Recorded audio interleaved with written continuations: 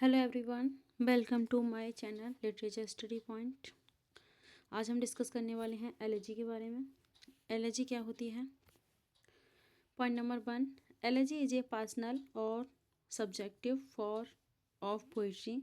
Allergy personal होती है और सब्जेक्टिव होती है और ये पोइट्री में लिखी जाती है। Elegy is a mournful poetry. ये कैसी होती है? मोurnful पोइट्री होती है। A song of lament. ये ऐसा सॉन्ग होता है जो जिसमें कि लेमेंट किया जाता है, विलाप किया जाता है। एलेजी इज ए सॉन्ग और पोएम एक्सप्रेसिंग सॉरो और lamentation for one who is dead. Elegy क्या ऐसा सॉन्ग है, ऐसी पोएम है जिसमें कि सॉरो और लेमेंटेशन प्रकट किया जाता है। किसके लिए? उसके लिए जो अब इस दुनिया में नहीं है, यानी कि जो डेड हो चुका है। In literature, an elegy is a poem of serious reflection, usually lament for the dead. ये लिटरेचर में एक ऐसी पोएम होती है, सीरियस पोएम होती है जिसमें कि उसके लिए विलाप किया जाता है जो अब मर चुका है। एलेजिक मीटर इज आइमिक पेंटामीटर। जो एलिजी का मीटर होता है वो क्या होता है? आइमिक पेंटामीटर में लिखी जाती है poem. An elegy is a meditative lyric poem that has a very mournful and melancholy tune. इसकी जो टोन होती है वो कैसी होती है? मॉर्नफुल और मेलनकली होती है। She is usually written to it is usually written to mourn the death of a close friend और loved one, but also occasionally mourn humanity as a whole. ये ज़्यादातर जो पोइट होता है वो अपने क्लोज फ्रेंड की याद में लिखता है, एलिजी, जिसे वो बहुत प्यार करता था।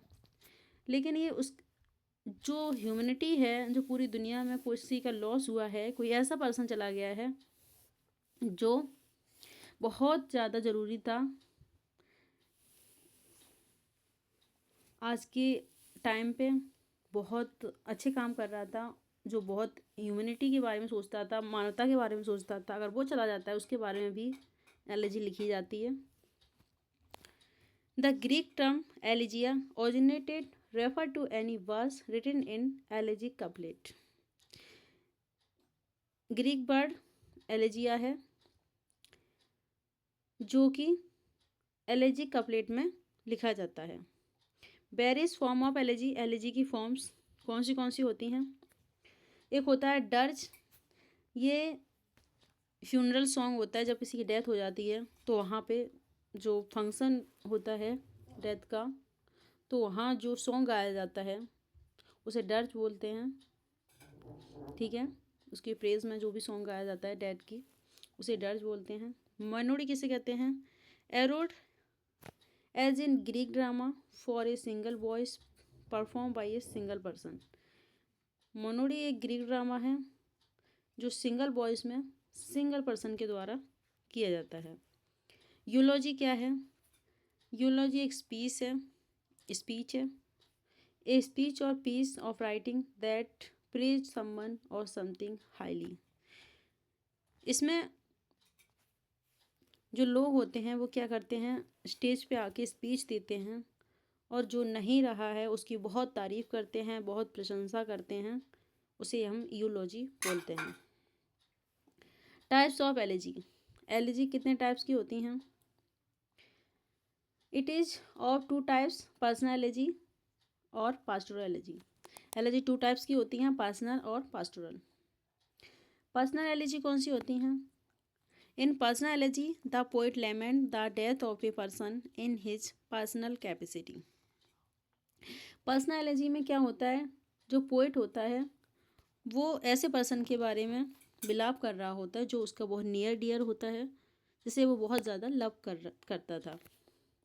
फॉर एग्जाम्पल इन मेमोरियम, जो 1850 में आई थी, जो कि अल्फ्रेड टॉनिसन ने लिखी है। उन्होंने जो अपने फ्रेंड है आर्थर हेनरी हेलम, उनकी याद में ये एलिजी लिखी है। ये क्या है? एक पर्सनल एलिजी है। O captain my captain on the death of Abraham Lincoln.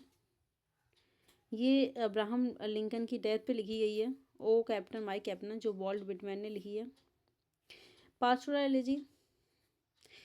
In pastoral elegy a poet assumes himself as a shepherd and weep the death of another shepherd. The setting is pastoral elegy is rural life. Pastoral elegy क्या होती है, इसमें जो poet होता है वो भी सैपर्ड बन जाता है, जो जिसकी डेथ हुई होती है उसे भी सैपर्ड बना लेता है और उसी की याद में उसे सैपर्ड बना के जो वो पोएम लिखता है रूरल एरिया में, सिंपलिसिटी में, बिल्कुल शांत वातावरण में, उसे हम पास्टोरल एलिजी कहते हैं।